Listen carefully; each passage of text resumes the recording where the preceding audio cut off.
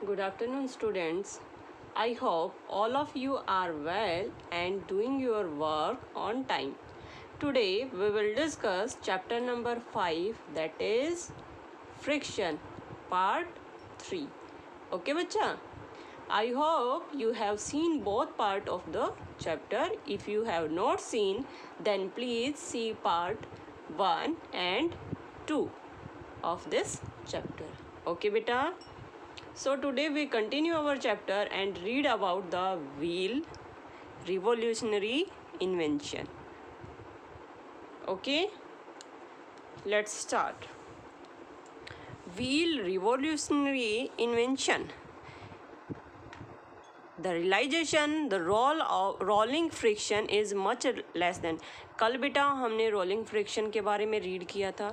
Rolling friction में हमने क्या पाया कि रोलिंग फ्रिक्शन है वो क्या है, कम है किससे, स्लाइडिंग फ्रिक्शन से. और स्लाइडिंग फ्रिक्शन किससे कम था, स्टैटिक फ्रिक्शन से था. ये हम तीनों कल पढ़ चुके हैं. सो व्हील फ्रिक्शन में हमने क्या पाया कि रोलिंग फ्रिक्शन व्हील इन्वेंशन जो हुआ उसमें हमने पाया कि जो रोलिंग फ्रिक्शन है वो क्या है, लेस देन स्लाइडिंग फ्रिक्शन है. Led man to invent the wheels. तो जो इसकी खोज हुई है, जो इसकी इन्वेंशन हुई है किसकी, व्हील्स की, वो हमारे लिए, वो मैन्स के लिए कितनी फ़ायदेमंद है इसका हमें पता लगा. The wheel has been considered one of the greatest invention in the history of mankind. हमारे जो इतिहास में है, हिस्ट्री में, हमारे जो हिस्ट्री में है, जो व्हील का इन्वेंशन है वो क्या था, बहुत बड़ा इन्वेंशन था. ये आप एसएस में भी पढ़ोगे, आपके जो एसएस के चैप्टर में उसमें भी पढ़ोगे. इसमें क्या था, एक कार्ट लेते हैं, गाड़ी लेते हैं जो ओवरलोडेड है. अगर हम उसको बिना व्हील के पुश करने की कोशिश करें तो क्या होगा, बहुत इम्पॉसिबल होगा. हम ट्राई करेंगे बट वो नहीं हो पाएगा. अगर हो भी जाता है तो क्या होगा, बहुत ज़्यादा एनर्जी इन्वेस्ट हो जाएगी. और जो व्हील होते हैं वो क्या करते हैं, उसी काम को बहुत ज़्यादा कम एनर्जी में अच्छे से कर देते हैं. ओके, तो ये हमारे व्हील से हमें बेनिफिट हुआ था. हमारी डे टू डे डेली जो लाइफ की बहुत सारी ऐसी चीज़ें हैं जिसको हमें ट्रांसपोर्ट करना पड़ता है, या घर में भी हमारे बहुत सारे ऐसे अप्लाइंस हैं जिसमें हम व्हील का यूज करके उसको ईज़िली मूव कर सकते हैं, इधर से उधर ईज़िली मूव कर सकते हैं. ओके, सो बच्चा नेक्स्ट जो आपका टॉपिक है वो क्या है, friction is necessary evil. Friction ज़रूरी है हमारे लिए और एक इविल, हमारा दुश्मन भी है. तो हम ये दोनों बातें पढ़ेंगे कि कैसे फ्रिक्शन हमारे लिए ज़रूरी है और कैसे फ्रिक्शन हमारा इविल है, दुश्मन है. ठीक है, फ्रिक्शन क्या करता है, इम्पोर्टेंट रोल प्ले करता है किसमें, हमारी लाइफ के अंदर. ओके, जैसे हमने वीडियो के 2-3 पार्ट बनाए हैं, उसमें आपने देखा भी होगा, 2 पार्ट बनाए हैं, रीड भी किया होगा, उनको अच्छे से समझने की कोशिश की होगी, तो आपको पता चला होगा कि फ्रिक्शन हमारे लिए कितना यूज़फुल है डे टू डे लाइफ के अंदर. ओके, सपोज अगर फ्रिक्शन नहीं है तो हम क्या क्या चीज़ें नहीं कर पा रहे हैं. ये सारी चीज़ें होप आपको अच्छे से समझ में आ गई हैं. अगर अभी भी कोई डाउट है तो मेरे साथ अपनी प्रॉब्लम शेयर करेंगे. Many of our daily activities depend on the presence of frictional force. बहुत सारी एक्टिविटी जो है डिपेंड करती हैं फ्रिक्शनल फोर्स पे डिपेंड करती हैं. In some cases friction is useful and necessary. बहुत सारे ऐसे केसेज है जिसमें फ्रिक्शन क्या है, यूजफुल है और हमारे लिए नेसेसरी है. बट कुछ ऐसे भी केसेज है जिसके कारण, फ्रिक्शन के कारण हमारी जो वेस्टेज होती है एनर्जी की, वो क्या रीजन है, जिससे क्या होता है, डैमेज हो जाते हैं मूविंग पार्ट. मशीनरी के जो मूविंग पार्ट होते हैं, चलते हुए पार्ट होते हैं, वो फ्रिक्शन के कारण क्या हो जाते हैं, डैमेज हो जाते हैं. तो अगर ऐसे डैमेज हो रहे हैं, हमारी जो एनर्जी है वो वेस्ट जा रही है, अगर ऐसा है तो इसके हमें क्या हो रहे हैं, हम फ्रिक्शन के कारण हमें हार्म हो रहा है. ठीक है, फ्रिक्शन हमारे लिए ज़रूरी भी है और फ्रिक्शन हमारे लिए हार्मफुल भी है. ओके, तो फर्स्ट हम जानेंगे कि फ्रिक्शन नेसेसिटी, फ्रिक्शन है वो हमारे लिए कैसे यूजफुल है, कैसे नेसेसरी है. So first point is walking on a ground. जब आप ग्राउंड पे चलते हैं ना, ग्राउंड पे वॉक करते हैं, तो तब फ्रिक्शन चाहिए. कभी आपने फील किया है कि आप जैसे ग्राउंड पे वॉक कर रहे हैं, तो वॉक कर रहे हैं, उसके पीछे सबसे जो बड़ा हाथ हम बोल सकते हैं किसका है, फ्रिक्शन का। अगर फ्रिक्शन नहीं होता तो हम अच्छे से ग्रिप नहीं कर पाते, ग्राउंड के ऊपर, सरफेस के ऊपर अच्छे से मूव नहीं कर पाते। ठीक है, तो फ्रिक्शन की हेल्प से हम क्या करते हैं, फ्रिक्शन जैसे ही फ्रिक्शन हम चलने की कोशिश करते हैं ग्राउंड के ऊपर, पुश करते हैं, आवर फीट, हमारे फीट है बैकवर्ड यानी कि पीछे की तरफ धकेलते हैं हमारे पैर। ठीक है, और पीछे की तरफ उसको, पीछे की डायरेक्शन में उसको धकेलते हैं। Friction then provides forward reaction, और फ्रिक्शन क्या करता है, हमारी बॉडी को आगे की तरफ पुश करता है, आगे की तरफ धकेलता है, जिसके रीजन से हम क्या कर पाते हैं, वॉक कर पाते हैं। ओके बेटा, अगर आपका यहाँ पे फ्रिक्शन नहीं होता तो क्या होता, हम अच्छे से वॉक नहीं कर पाते हैं। ठीक है, आपने ये चीज़ कभी नोटिस की है, ऑब्जर्वेशन किया है कि जो हमारे शूज होते हैं, जो स्लीपर्स होते हैं, उनका जो नीचे का हिस्सा होता है वो कभी भी फ्लैट नहीं होता है। इस बात को नोटिस करना, या अभी अपने घर में जितने भी मेंबर हैं सबके शूज़, स्लीपर्स, सैंडल्स हम चेक करेंगे कि जो उनका नीचे का सरफेस होता है वो कैसा होता है, खुरदरा होता है, मीन्स रफ होता है, एक जैसा प्लेन स्मूथ नहीं होता है। अगर वो स्मूथ हो जाता तो हमारा जो फ्रिक्शन है वो फ्रिक्शन वहाँ पे अर्थ के सरफेस के साथ नहीं हो पाता, ग्राउंड पे नहीं हो पाता, और जिस रीजन से हमें चलना इम्पॉसिबल हो जाता। यहाँ पे कुछ एग्जांपल है कि क्या कभी आपने ट्राई किया है कि बहुत ज़्यादा स्मूथ सरफेस पे चलने की कोशिश की है, या ऑयली फ्लोर पे चलने की कोशिश की है, या फिर पानी सर्फ और साबुन का पानी हम मिक्स करके ऐसे डाल देते हैं, उसके ऊपर आपने चलने की कोशिश की है कभी? ट्राई करके देखना, बट केयरफुली ट्राई करना। क्या होगा, वहाँ पे जो फ्रिक्शन है वो बहुत कम हो जाएगा सरफेस के बीच में, और जो आपके फुट हैं, शूज वगैरह जो आपने पहन रखे हैं उनके बीच में, अर्थ के सरफेस के बीच में, जो ग्राउंड है उसके बीच में और आपके पैर के बीच में जो फ्रिक्शन है वो बहुत कम हो जाएगा। हमें ग्रिप नहीं मिल पाएगी, और जब तक अच्छे से ग्रिप नहीं मिलेगी हम क्या नहीं कर पाएंगे, हम वॉक नहीं कर पाएंगे, हम क्या हो जाएंगे, स्लिप हो जाएंगे।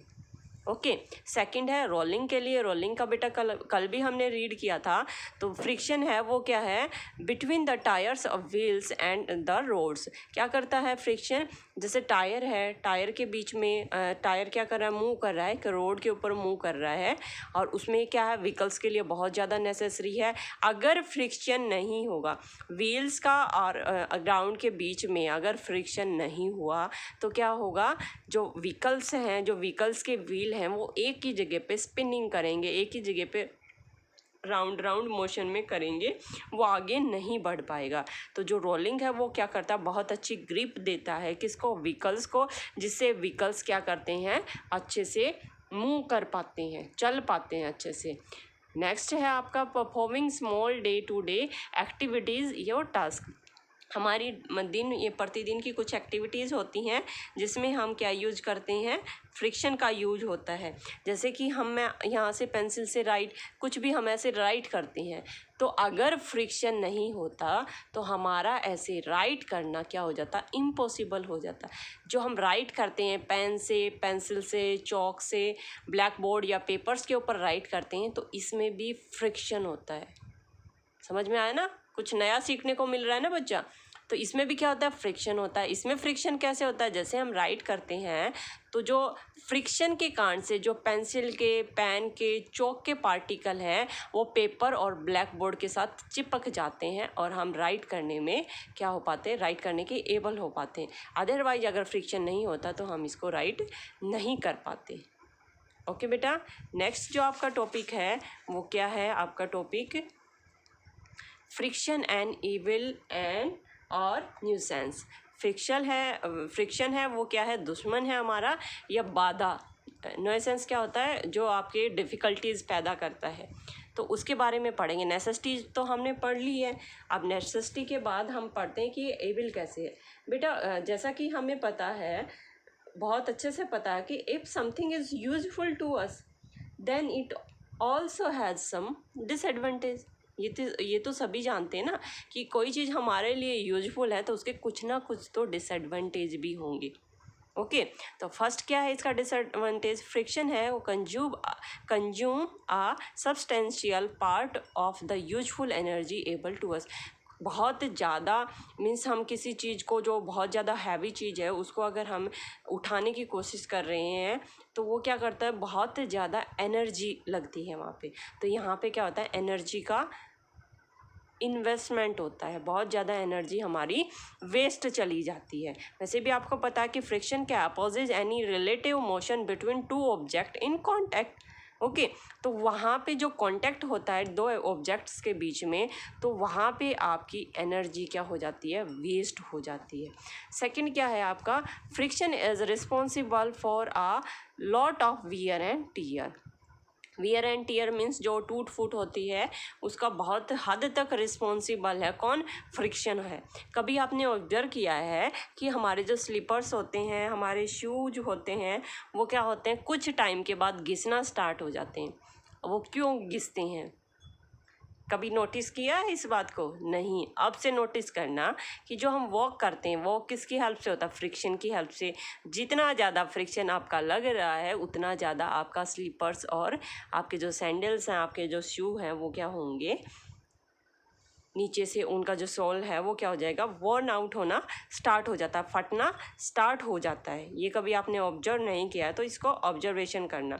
और ऐसे ही जो मशीन के पार्ट्स होते हैं वो एक दूसरे पार्ट वो क्या करते हैं, एक दूसरे के साथ ऐसे रब करते हैं। जो पार्ट्स होते हैं वो रब करते रहते हैं, और उस रब करते हैं एक दूसरे के साथ, तो वहाँ पे क्या होता है, फ्रिक्शन होता है। और फ्रिक्शन होता है तो इस रीजन के कारण क्या होता है, मशीनरी के जो पार्ट्स होते हैं वो डैमेज हो जाते हैं, मशीन्स के जो पार्ट्स होते हैं वो डैमेज हो जाते हैं। A significant amount of energy supplied to a machine get waste in the form of heat energy while overcoming the force of friction. बच्चा हम आपको ऐसे एक एग्जांपल देके बताते हैं। जैसे आप अपने पाम्स को ऐसे अच्छे से ऐसे रब करते हैं, हम अपने पाम्स को ऐसे रब करेंगे।